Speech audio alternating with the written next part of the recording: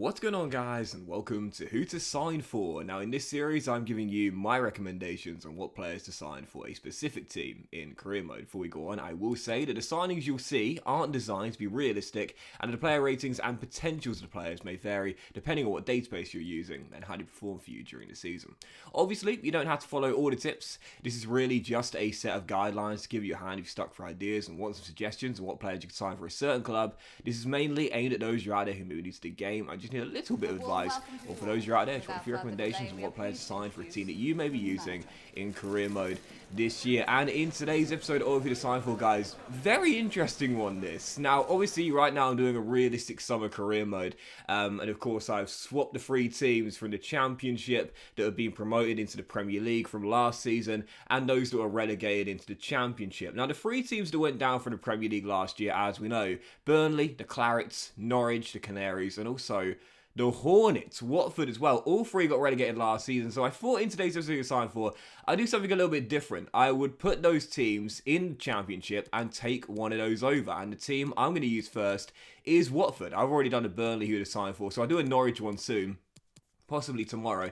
But yeah, I thought I'd do Watford in the Championship. I'd imagine a lot of people will be doing them for RTGs next season, starting in the second tier with the real stadium at Vicarage Road. And of course, over the past few years, they've been a real yo-yo team as well. Now, Watford, if you're going to do that, are like the ultimate rebuild team. They'd be fantastic to use because they're a 3.5-star team and they've got a budget of just shy of £30 million. Now, in the Championship, you know, you inherit this side, you'll see it right here. Most of the players are in the mid-70s for starting overall. That's good enough on its own to get promoted. Like, you could inherit this Watford team, put them in the Championship. In the first season, the team's good enough to be promoted. You don't even need to change anything, no doubt about that. But, as you'll notice, Watford do have a lot of aging players, and that's why this is such a fun rebuild team to use. I think I read that they've released for the upcoming season over 20 players from their squad, including some long-serving veterans, I should say, such as Ben Foster, the cycling GK. Come on, the boys. But no, it's a great team to use for a rebuild RTG. Pop these guys in the Championship, sell those old players, and develop a young core. Watford, I think it's been interesting with Watford. Again, they've been a yo-yo team for the past few years. You know, up, down, up, down, up, down. In the Premier League, to the Championship, back to the Premier League, then back to the Championship as well. And I think with Watford, they've undergone, you know, quite a bit of change with their squad. Perhaps you might say that there hasn't been a true core, if you will, at Watford, a real strong amount of players that have stayed together for a long period of time. But that's why I really like them for a rebuild, because you can do that in the first season. Lay down the groundwork, sell those old players, and start building your own core from season one with a £30 million budget. And again, a side which at 3.5 star already is good enough to be considered one of, if not the highest rated in the Championship. That's why you would have seen our objectives at the start of the season were to win the league title and reach the last 16 in the FA Cup. You know, that's definitely more than doable. This Watford team is, again, one of the strongest in the division. And if you make the right signings, not before long, you'll be a 4-star team as well. 4-star in the Championship, should be able to run away with it. So as you will see the players put on the transfer list there, 2 players deals come at the end of the year. I wouldn't recommend extending it either. Again, you've got to look to make this side younger. There are quite a lot of senior players here that need to be shifted on.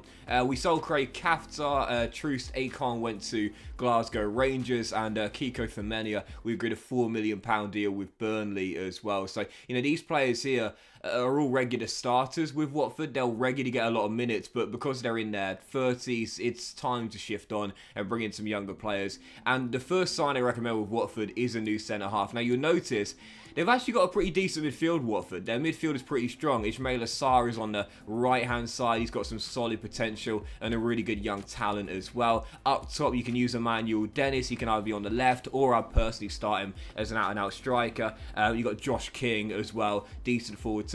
The midfield and attack is quite strong, but the defence is definitely somewhere that needs to be improved. Ben Foster in his late 30s. You need a younger goalkeeper. you're going to replace Kiko Femenia, and Jeremy Nakia probably isn't good enough to be a starting right back to begin with, and you'll need some new centre-halves because you'll probably sell them all, the likes of Kabasele and Kulu as well. They're going to go Cathcart too, so you'll need some new centre-halves as well. My number one recommendation for a new centre-half is this guy, Dan Axel Zagdu. I love this guy in this year's FIFA career because he's 22 years old, so really, really young. Starts off 77 overall, so a great solid starting rating. He'll be a starting centre-half in terms of the highest rating overall of all your centre-halves here as well. He's got 82 potential, and you would have seen it. He's 6'5". He's really tall, he's really strong, and because of the development plans in FIFA nowadays as well, if you put him on the stopper development plan, that will train his acceleration and his sprint speed up really quickly. Those are his lowest rated physical stats. This guy will be a physical freak of nature in a few years' time. He'll be so strong. He's 6'5", and he'll be quick as well. Nothing will get past this guy.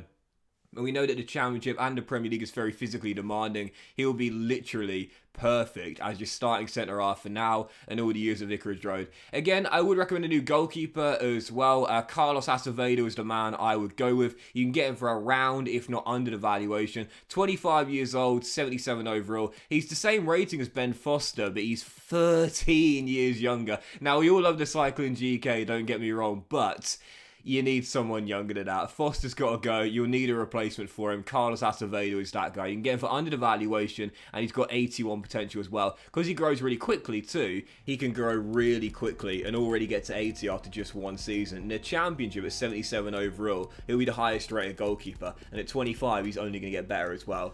For the replacement for Kiko Femenia, I would recommend this guy. There's a couple of right backs you could get from England if you've got the budget. Tariq Lamptey from Brighton, he'd need to take a step down from the Premier League to Championship. That'll cost you a lot of money, but not a bad option. Or Bogle, Sheffield United as well. But I think this guy will be a really good fit. Reggie Cannon, the American playing for Boa Vista in Portugal. You can get him for a reasonably cheap deal. And one of the reasons I like Cannon as well is because you'll notice in the Portuguese league, players are on really low salaries, so you won't need to pay him a very high weekly wage, even though he's already 74 rated, 23 years old, and this guy's absolutely rapid with 90 stamina as well. High work rates means this is my sort of player. Works really hard, 90 plus stamina, and he's rapid as well. Yeah, he'll be your long-serving right back. Jeremy Nakia is not a bad option now to replace Kiko Femenia. 4 ratings lower, but you can get better, and Reggie Cannon has got 82 potential as well, so definitely worth picking up if you want a new right back for Kiko Femenia. So he sold the Cycling GK to SC Braga. He's off to Portugal, and also we had a bit here for Kabasele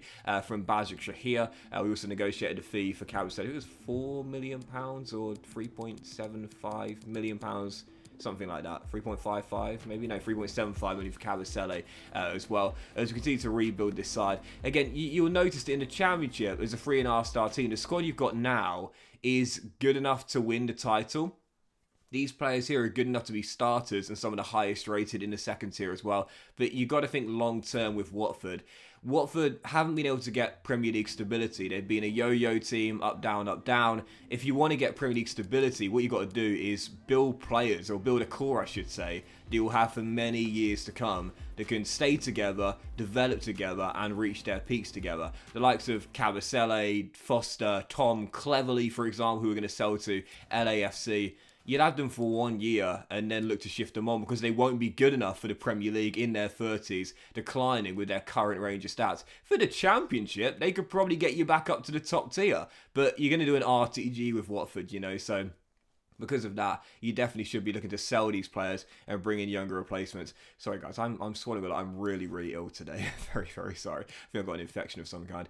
Even so, on the back of the sale of Cleverley there and the season ticket money coming in, what you'll notice if you put these clubs in the Championship, you won't really get any season ticket money. But with the very little amount we got, we had enough to bring in 1 or 2 more players. As you can see, we did go after a new centre-half. As I mentioned with Watford, their midfield is really good. You don't really need to worry about new midfielders or a new striker as well for the most part. The key is all about defence. You might want to sign maybe 1 new central midfielder here because Kuka is currently on loan, but it's all about the back line, really. You know, a new goalkeeper, a couple of new centre-halves, a new right-back as well. And for centre-halves, this guy is one of my favourite bargain buys in this year's FIFA career. In fact, I think he probably is my favourite budget centre-half in this year's FIFA career mode. You'll know who he is if you watch one or two more of these episodes here. It's Danilo Doki of Vitesse. I love this guy to pieces, I really do. He's 23 years old, 74 rated. He's got 87 strength already with medium-high work rates, solid base defensive stats, and he's got 80 potential as well. With dynamic potential, he can easily get into the low 80s, no doubt about that. Only 23 years old, 6'3", solid player trait as well. I love him. And if we're talking about budget buys in this year's FIFA career mode, this is my absolute favourite player in the game. Rashadli Bazoa. Yeah, you know all about this guy. Doki's teammate. Bring him with Danilo. You'll know about this guy if you play FIFA career mode. He is the ultimate budget, versatile, jack of all trades, bargain buy. I love this guy's piece. We spent £8 million to get him. And again, 76 rate is how he starts off. He turned 77 overall during the course of this save though. And again, in his early 20s as well. This guy's got 80 potential. But if you change his position, he can outgrow that very comfortably as well. Because with Bazoa, what you'll notice is this guy starts off as listed as a centre-half. However, he's...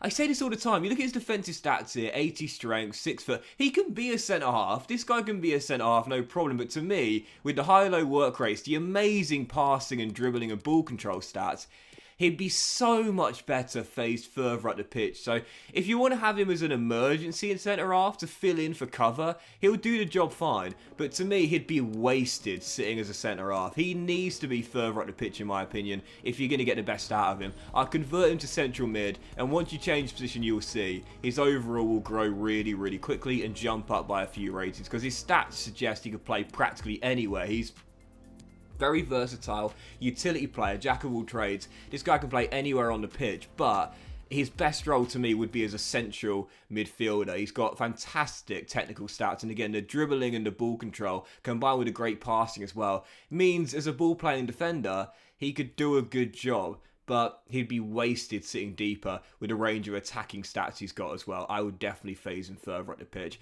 As the final two signings I made were squad players for the future. Again, with Watford, what you really want to do is make sure you rebuild the team completely, sell those older players, sell those aging players, and look to develop a younger core. Obviously, we signed Acevedo to be our new starting goalkeeper, but I couldn't get rid of Rob Elliott, so I had to swap him to Bolton Wanderers instead to get James Trafford plus 800 grand. Now, this guy's actually on loan from Manchester City. He's actually gone back out on loan for a second year. He had a successful year last year at the Macron. He's going back out on loan for this upcoming season as well. But in the game, he's listed as a permanent Bolton player. You can get him for under £1 million. We spent 800 grand plus Rob Elliott, and this guy, 64 rated, 18 years old, has 78 potential. He's the sort of player that in the first couple of seasons, you won't really use or know much about at all in your reserves, but as the years go by, he'll grow into be a great backup goalkeeper in your squad as well. So final two things I did was recall a couple of players. You'll notice that Watford, I mean, they've got so many players loaned out and loaned in. It really is ridiculous. It's such a fixed squad, but you've got a few players that are currently loaned in and a few that have been loaned out as well, such as Andre Gray, the good young goalkeeper as well. But my recommendation is to recall Zickernagel from Nottingham Forest, and also the young striker Risotto as well. So with Watford, in the end, as you can see, major rebuild in Season 1, 7 new signings. But when you look at the talent coming in, well, the key with Watford is very simple. It's an old team. It's got to get younger. Yet we sold all those old players. Your Ben Fosters, your Craig Cathcart, your Tom Cleverleys, and the young talent coming in. Reggie Cannon and Zagadou in the back line with 82 potential east. Danilo Doki is joining with 80 as well. Then you've got Bazaar in the midfield, and Doyle and Trafford as reserves as well. Yeah, really, really solid Watford team. Not taking a step back, gotten slightly better, and we've gotten far younger as well, which is the key to develop a core as the years go by at Vicarage Road. So as per usual, we're simulating the end of the season with our Hornets, see if we could win the league title and reach the last 16 in the Cup. And as you can see, well, heading into the final day, as you'll see, there were no playoffs drawn after that, so I knew we'd done it. I stopped the simulation early, I knew we'd done it. I watched the simulation go by. We won the vast majority of our games, only losing 7 throughout the entire season. Top scorers, best defensive record, 101 points on the board, and 13 clear of Burnley and West Brom as well. Yep, championship, our objective was to win it. We won it very comfortably indeed. 13 points clear and a return to the Premier League. And with this Watford team, that should be your main aim, really. I mean, I often say in the Championship, so long as you go up, it doesn't really matter how you do it. You know, winning the title, runners up, or via the playoffs, just getting to the Premier League is the most important thing. But with this Watford team, I would say even dropping into the playoffs would be a bit disappointing. You start off as a 3.5-star team, statistically the strongest in the league, and during the season you'll probably become 4-star as well, which means that anything below top 2 will be quite disappointing, all things considered. So long as you go up, that's all that matters. Whether you win it or you runners up, either's fine. We ended up winning though, hitting the objective. But the reason why our manager rating was so low, for those curious, is because in the FA Cup we're asked to reach the last 16 and we were knocked out in a replay by the Baggies in the FA Cup third round. So yeah, asked to reach the last 16, knocked out in the third round. Bit disappointing, but I think if you were to ask Watford fans for this upcoming season, would you take a poor FA Cup run, not even a run, didn't get out of the blocks, getting knocked out in the third round if you won the league title? Yeah, I think 99% of Hornets fans will be totally fine with that. The most important thing is promotion back to the Premier League. We did that in Season 1. And there's no doubt about it, this Watford team is more than good enough to be a top 2 Championship side. It's a really strong team. Again, you inherit a 3.5-star team, so it's already going to be one of the top teams in the Championship if you put them in the second tier. And again, because you can add some really good young talent in, you've got a couple of decent young talents as well, such as Jeremy Nakia, the backup right back for Kiko Femenia. There's no doubt about it, you'll grow to become a 4-star team as the season progresses. And, you know, that's more than good enough to be a top 2 Championship side. That will make you the strongest team officially in the Championship as well. But it's a great team to use, though, Watford. Obviously, again, they've been a yo-yo team for a few years now, and they're looking to try and build something more long-term at Vicarage Road. They've, of course, appointed Rob Edwards, the Forest Green Rovers head coach. He got them to League One after winning League 2 last season, so they're up to League One for this season. He's taken over at the helm, obviously a very, very young manager, the English-born Welsh international. They've released again around 20 players for the upcoming season, looking to build something more long term at Vicarage Road, build a core, and again, because of in the game, the fact they've got some lovely kits, they've got a real stadium and a very big budget for a Championship side as well, but a rebuild required. I would say if you're looking for a fun RTG, which in the first season should be a pretty comfortable one for you. You should definitely be going up, no doubt about it, but a chance to build something fun and long term as well. The Hornets are definitely my number 1 tip for a summer rebuild RTG career mode in FIFA 22. Fantastic team, really fun side to use, great team to build your own core with for now and the future as well. But that will end today's episode of Who to Sign For, guys. Big fan of watching. If you have enjoyed it, if you have enjoyed today's episode, then please do drop a like. Much love to you all. Have a fantastic day, and I'll see you for the next episode of Who to Sign For very soon.